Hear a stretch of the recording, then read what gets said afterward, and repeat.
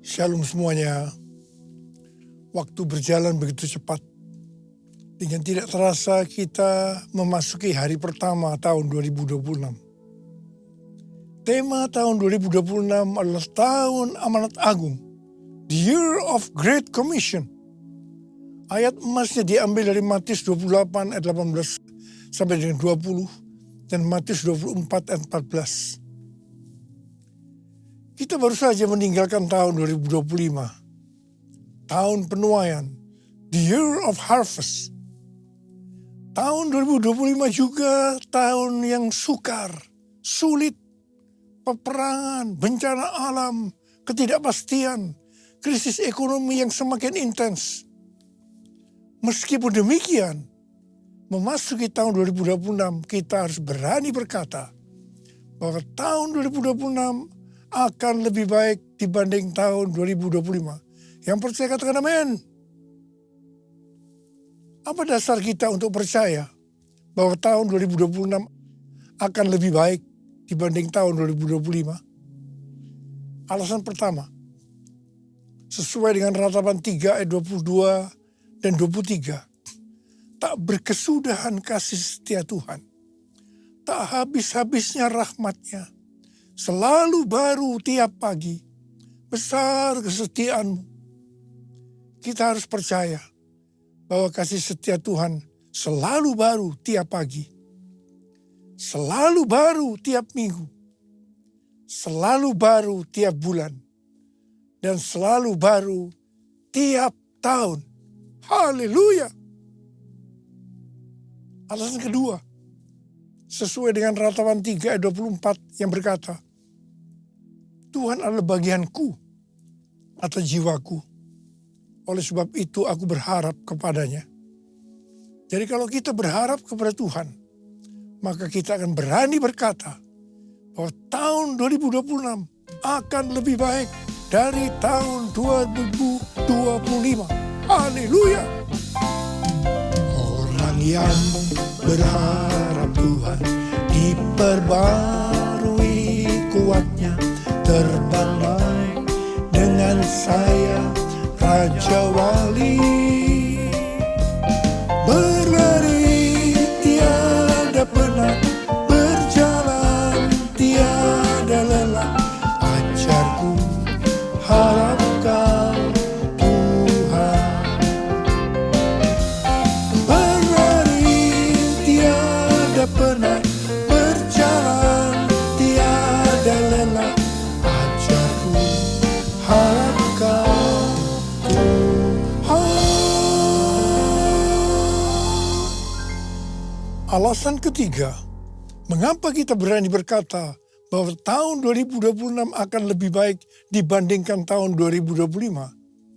Karena kalau hati kita melekat kepada Tuhan, karena kita hidup intim dengan Tuhan, sesuai dengan Mazmur 91 ayat 14-16, maka hal yang pertama, Tuhan akan meluputkan dan membentengi kita terhadap sakit penyakit, panah api dari si jahat, jerat penangkap burung, kedahsyatan malam atau terror of the night yang berbicara tentang penculikan, perampokan, pemerkosaan, pembunuhan, terorisme, peperangan.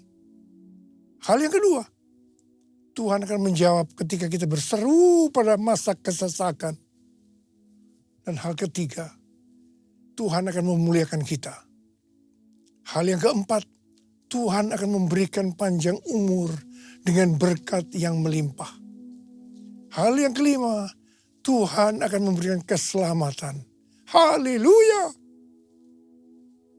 Berdasarkan 5 hal ini, kita akan berani berkata, Tuhan, saya percaya bahwa tahun 2026 akan lebih baik dari tahun 2025.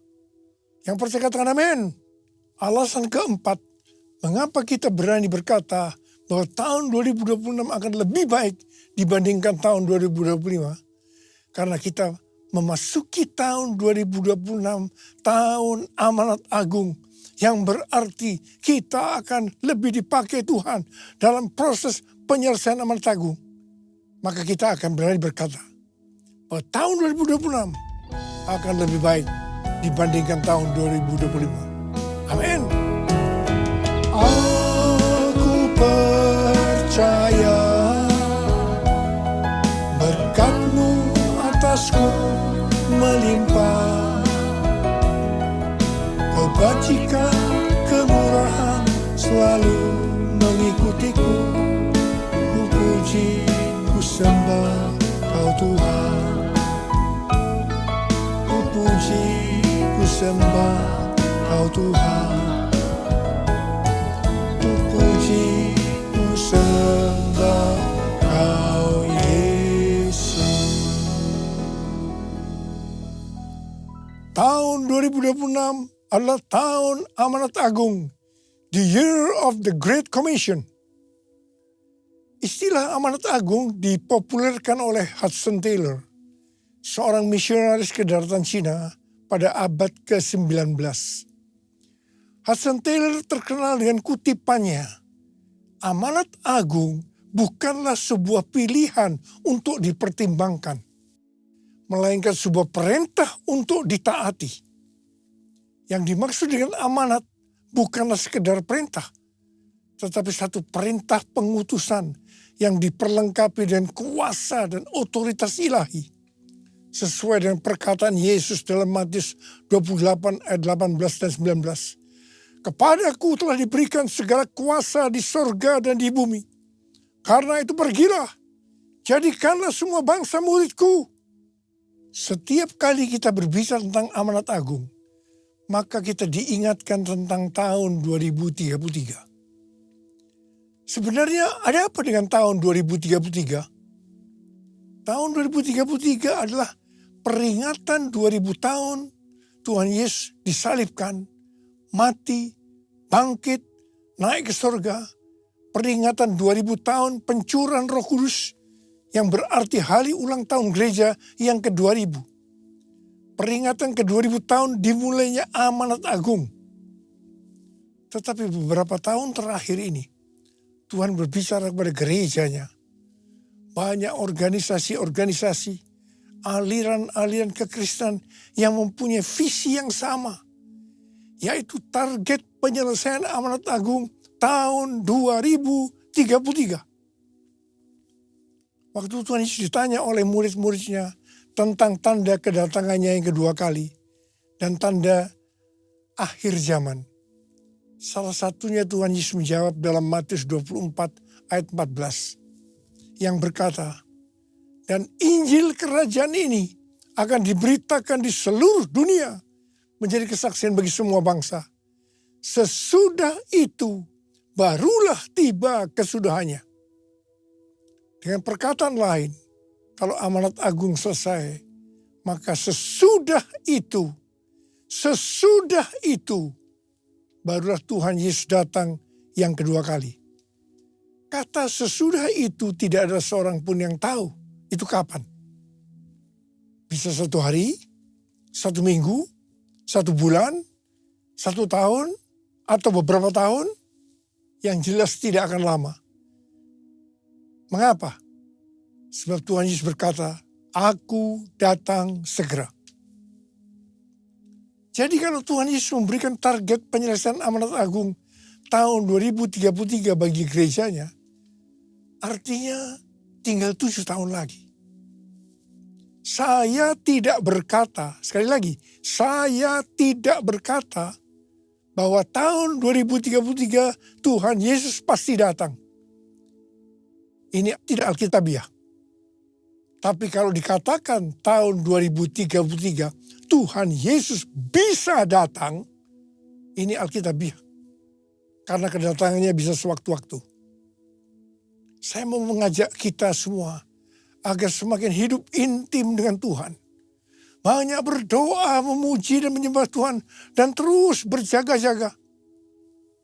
Saya akan ingatkan bahwa sesuai dengan Roma 8:29 bahwa goal kita sebagai orang percaya adalah menjadi serupa dengan gambarnya.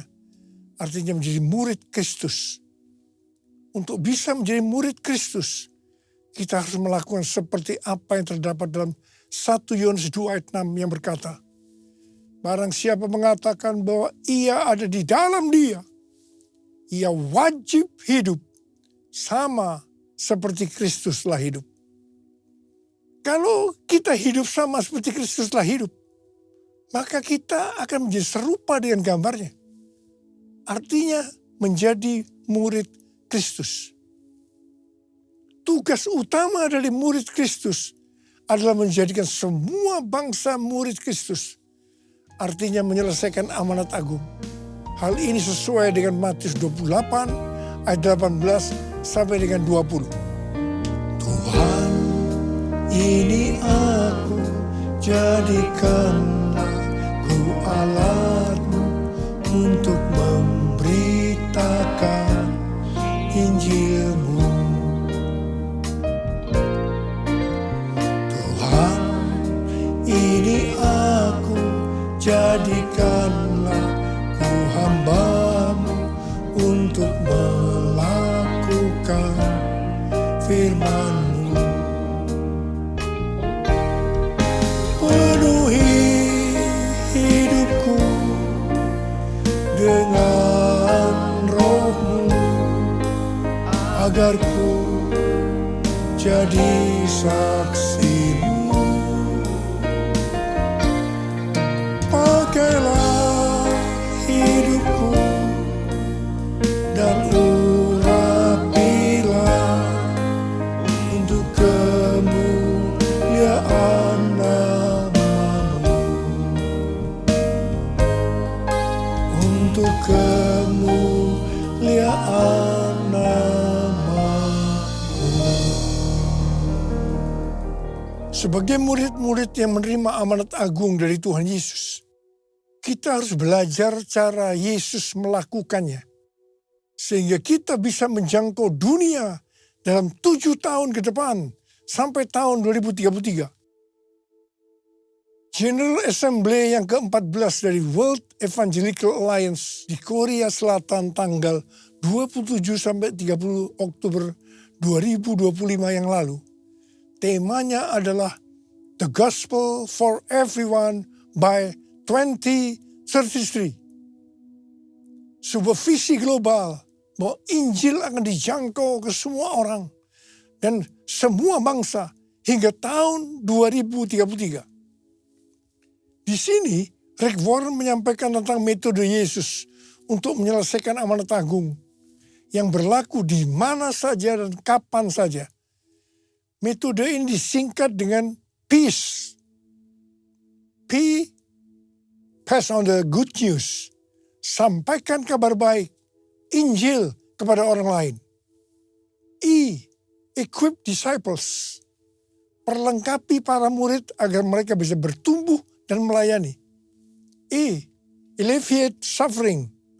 Ringankan penderitaan orang lain dengan menolong mereka. C, continually pray.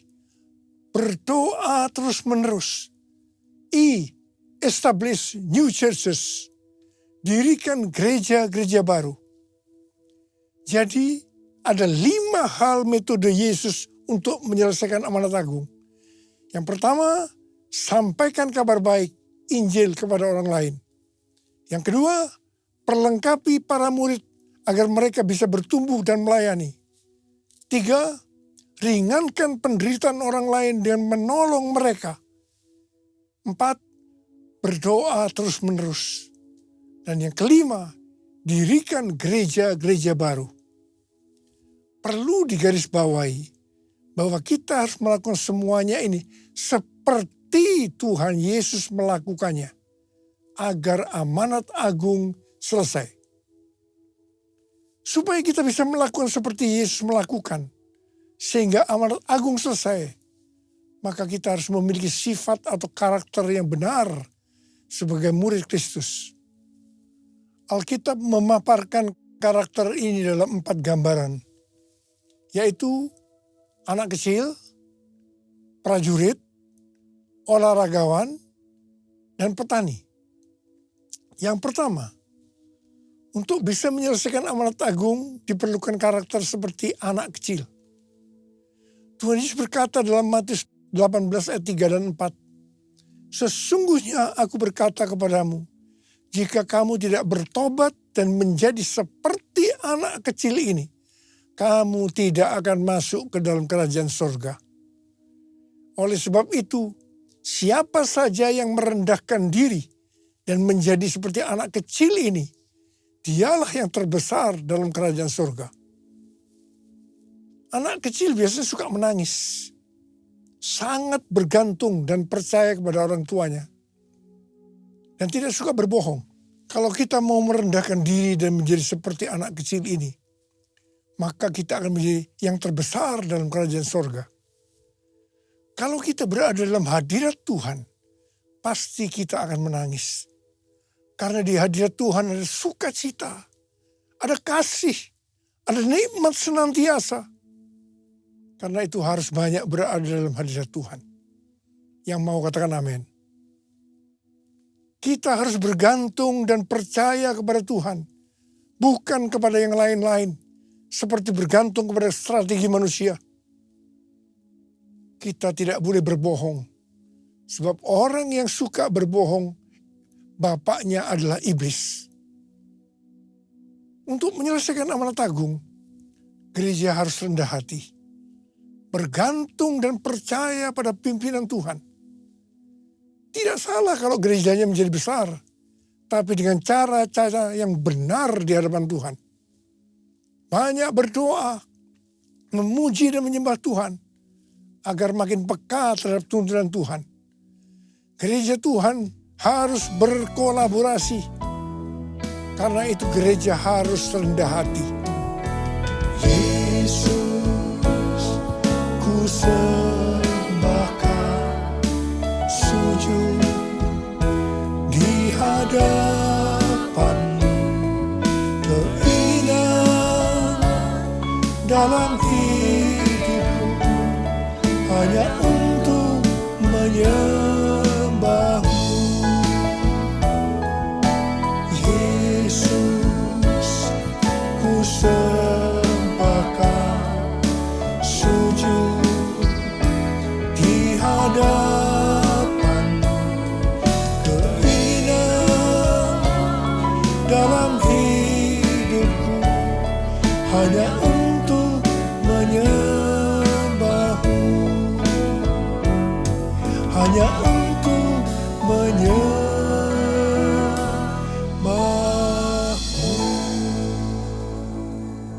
Yang kedua, untuk menyelesaikan amanat agung diperlukan karakter prajurit. Seorang prajurit yang sedang berjuang tidak memusingkan dirinya dengan soal-soal penghidupannya, supaya dengan demikian ia berkenan kepada komandannya. 2 Timotius 2 ayat 4. Ini bukan berarti kita tidak boleh bekerja atau berkeluarga. Tetapi masalah-masalah kehidupan sehari-hari tidak boleh menghambat fokus panggilan utama kita sebagai murid untuk menyelesaikan amanat agung. Dengan demikian, kita akan berkenan kepada komandan kita, yaitu Tuhan Yesus Kristus. Dalam tahun amanat agung ini, iblis akan makin keras berusaha untuk mengalihkan perhatian kita dalam menyelesaikan amanat agung. Hati-hati, jangan sampai dialihkan oleh keinginan daging, keinginan mata, dan keangkuhan hidup. Dalam Alkitab, paling tidak ada 104 ayat yang berbicara tentang kesombongan atau keangkuhan. Amsal 6 ayat 16 sampai dengan 19 berkata, 6 perkara ini yang dibenci Tuhan, bahkan 7 perkara yang menjadi kekejian bagi hatinya. Mata sombong, lidah dusta, tangan yang menumpahkan darah orang yang tidak bersalah, hati yang membuat rencana-rencana yang jahat, kaki yang segera lari menuju kejahatan, seorang saksi dusta yang menyembur-nyemburkan kebohongan, dan yang menimbulkan pertengkaran saudara. Amsal 16 ayat 18 berkata, kecongkakan mendahului kehancuran, dan tinggi hati mendahului kejatuhan. Yesaya 13 ayat 11b berkata, kesombongan orang-orang pemberani akan kuhentikan. Dan kecongkakan orang-orang yang gagah akan kupatahkan. Matius 23 ayat 12 berkata, dan barang siapa meninggikan diri, ia akan direndahkan. Dan barang siapa merendahkan diri, ia akan ditinggikan. Yakobus 4 ayat 6 berkata, Allah menentang orang yang congkak, tetapi memberi anugerah kepada orang yang rendah hati. Hari-hari ini saya banyak melihat anak-anak Tuhan dan para pemimpin dilemahkan oleh Tuhan. Seperti yang juga dialami oleh Rasul Paulus. Ini semua diizinkan Tuhan. Supaya kita tidak meninggikan diri. Tuhan berkata, dalam kelemahanlah kuasaku jadi sempurna. Kalau kita mau dipakai Tuhan lebih lagi, maka kita harus siap untuk dilemahkan. Yang ketiga, untuk menyelesaikan amanat agung diperlukan karakter olahragawan. Seorang olahragawan hanya dapat memperoleh mahkota sebagai juara apabila ia bertanding menurut peraturan-peraturan olahraga. Supaya bisa menurut peraturan-peraturan olahraga, Rasul Paulus berkata dalam 1 Korintus 9 ayat 26 dan 27 sebagai berikut. Sebab itu aku tidak berlari tanpa tujuan. Dan aku bukan petinju yang sembarangan saja memukul. Tetapi aku melatih tubuhku dan menguasainya supaya sesudah memberitakan Injil kepada orang lain, jangan aku sendiri ditolak. Jadi untuk bisa menurut peraturan olahraga, Rasul Paulus melatih tubuhnya dan menguasainya. Di sini kita melihat bahwa untuk menyelesaikan amanat agung tidak mudah. Melatih tubuh dan menguasainya itu perlu pengorbanan.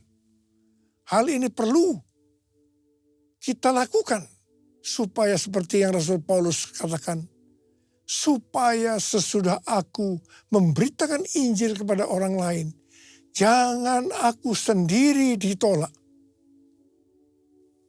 1 Yohanes 2 ayat 6 berkata, barang siapa mengatakan bahwa ia ada di dalam dia, ia wajib hidup sama seperti Kristus telah hidup.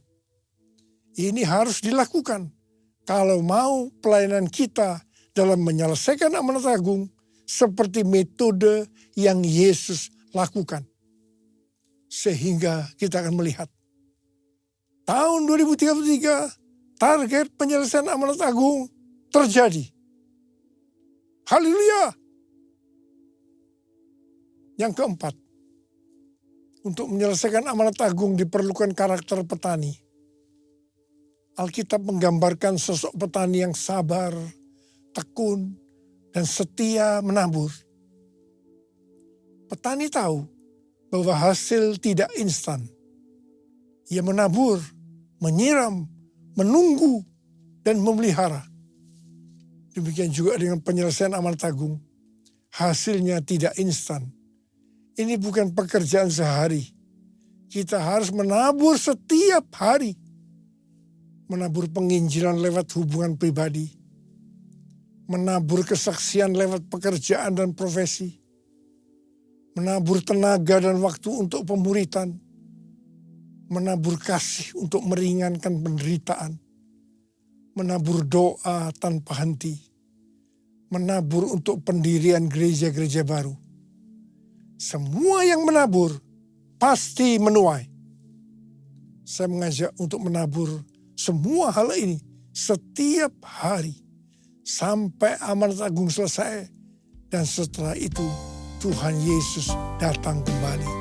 Haleluya. Bumi penuh kemuliaan-Nya, bumi penuh kemuliaan-Nya, bumi penuh kemuliaan-Nya. Sucilah Tuhan, sucilah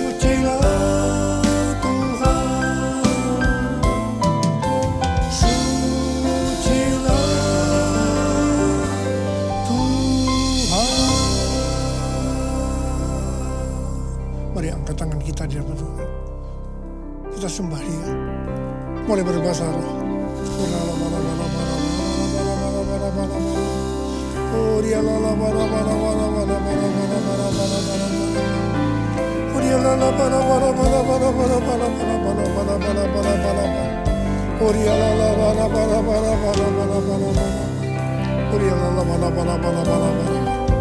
Oh Jesus, Jesus, Jesus, Jesus. Bapa, kalau kau izinkan kami boleh memasuki tahun 2026, semua karena kemurahan Tuhan. Terima kasih Abah. Terima kasih kami boleh memasuki tahun yang baru ini. Dan kami percaya tahun 2026 akan lebih baik dibandingkan tahun 2025. Hamba berdoa buat setiap anak-anak-Mu ya Abah. Berkatilah mereka masuk ke tahun yang baru ini. Pakai kami dengan lebih dahsyat lagi untuk menjadi alat-Mu menjelaskan amanat agung sampai dengan tahun 2033. Urapi saat ini ya Abah. Urapi kami. Terima pengurapan Tuhan. Terima.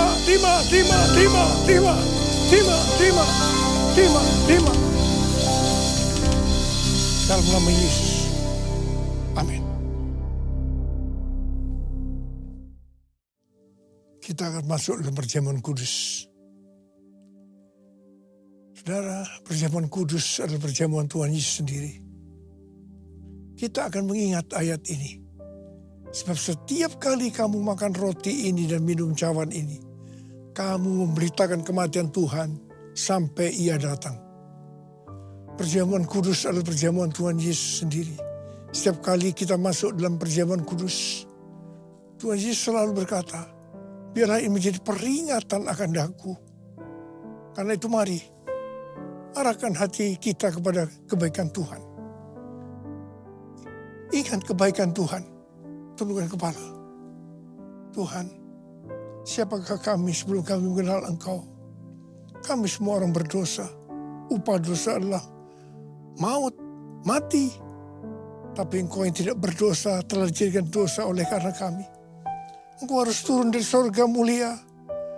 Mati ganti kami dengan penderitaan yang luar biasa. Sungguh kalau kami pikirkan ya Tuhan, betapa baiknya Engkau itu. Bapa, terima kasih. Engkau jadikan kami sebagai anak-anak-Mu. Engkau tuntun, Engkau bela, Engkau lindungi. Engkau tegur kalau kami salah. Itu Engkau ya Abah. Itu Engkau. Kita akan masuk dalam perjamuan kudus. Tuhan akan memberkati kita melalui perjamuan kudus. Tapi Tuhan mengingatkan kita. Kita harus makan dan minum dengan cara yang benar. Karena itu, lihat keadaan diri masing-masing. Memasuki tahun yang baru, introspeksi. Kalau ada hal-hal yang harus diselesaikan, di mana kita lakukan tahun 2025, minta ampun. Minta ampun. Ampuni kami Tuhan. Ampuni kami.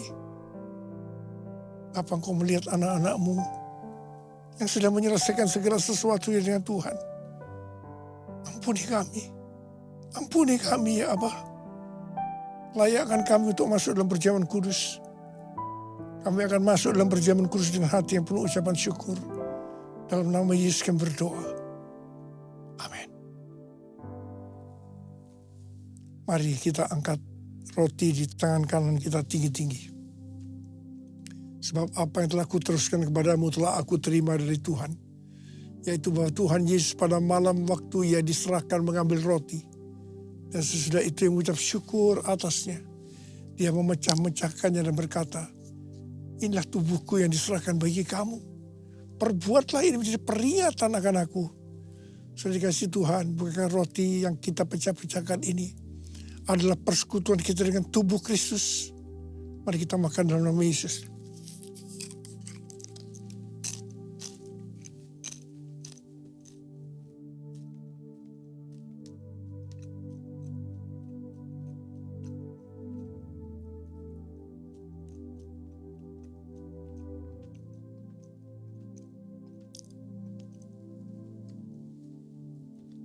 angkat cawan di tangan kanan kita tinggi-tinggi. Demikian juga ia mengambil cawan sesudah makan lalu berkata, cawan ini adalah perjanjian baru yang dimeteraikan oleh darahku. Perbuatlah ini setiap kali kamu meminumnya, jadi peringatan akan aku. Sudah dikasih Tuhan, bukan cawan pengucapan syukur. Yang atasnya kita ucapkan syukur adalah persekutuan kita dengan darah Yesus. Mari kita minum dalam nama Yesus.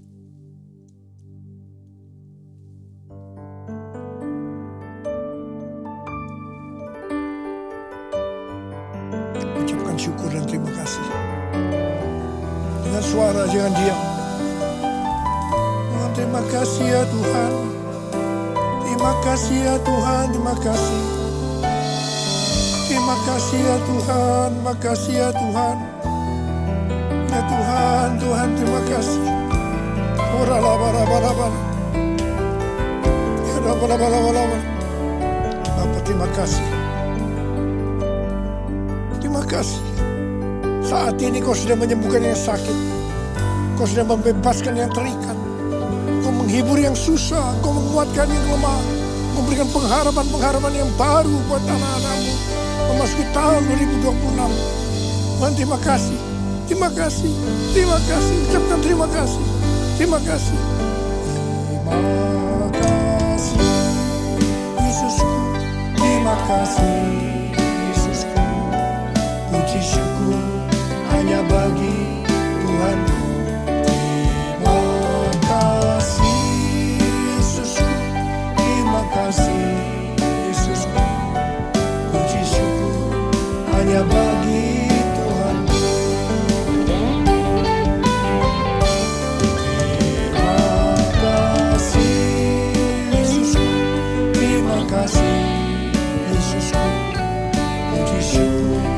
Hanya bagi Tuhanku. Terima kasih Yesusku.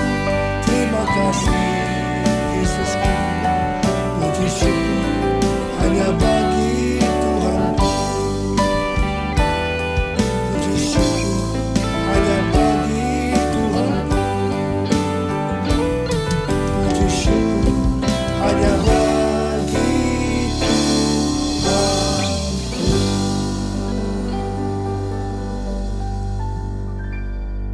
Sekarang terimalah berkat Tuhan. Kasih karunia yang berlimpah-limpah daripada Allah Bapa dalam Anak yang tunggal Yesus Kristus. Persekutuan yang manis dengan Roh Kudus menyertai kita semua mulai hari ini sampai Tuhan Yesus datang menjemput kita di awan-awan dan bahkan sampai selama-lamanya. Yang percaya bersama-sama katakan amin. Saya mengucapkan selamat tahun baru 2026. Tuhan Yesus memberkati berlimpah. Haleluya.